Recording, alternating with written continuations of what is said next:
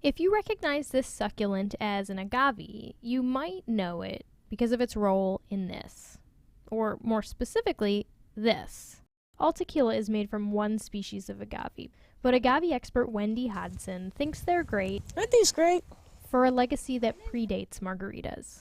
I'm a botanist at the Desert Botanical Garden in Phoenix, Arizona. But she agreed to take us out of Phoenix Almost there. to the desert north of the city to see ancient agave gardens. Okay, so it may not look like much, but this is a site where Hodson believes people were farming agaves maybe 1,000 years ago. These hills were probably covered with agaves. The more water-loving, the more tender crops, beans, corn, squash, etc., would be down in the lower parts. See this guy?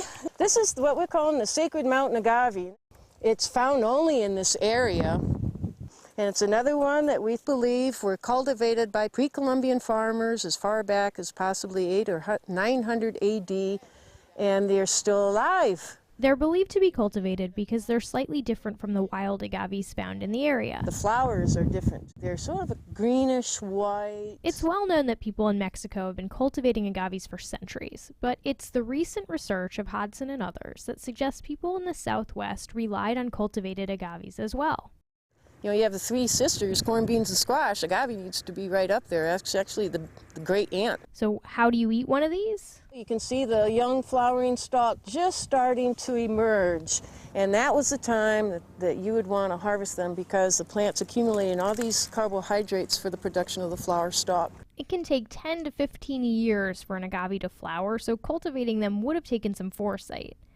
And the flowering stalk actually isn't the sweet part. The edible part is down here. They would cut off all the leaves, and they would use these agave tools that we do find in the landscape. They're sharpened rock tools. Agave knives like these are some of the strongest evidence that these agaves were cultivated. And then you're left with this, well, it looks like a pineapple, and it's the heart, and that's what's baked. Pit baked from anywhere to 2 to 4 days. This pit was dug recently for a festival, but we do find agave pits in the landscape that date back into 800, 900. And after days of roasting, you have the most wonderful, delicious, sweet food. There aren't a lot of super sweet foods around, but the agave is hugely sweet. So you can imagine how popular this plant is just for food. In terms of food, agaves were probably more of a supplemental rather than a staple crop, experts say.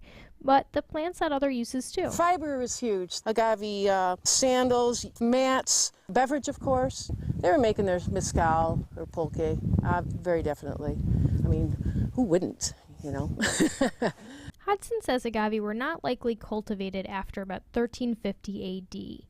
Since then, these plants have been reproducing asexually, so the new agaves are clones of the old ones, meaning, barring any weird little mutation, we're looking at what they were growing way back then, which is really a rare opportunity. Hodson hopes that these agaves may provide some insight into the cultures that were farming them. It's kind of like finding an ancient piece of pottery, except it's alive.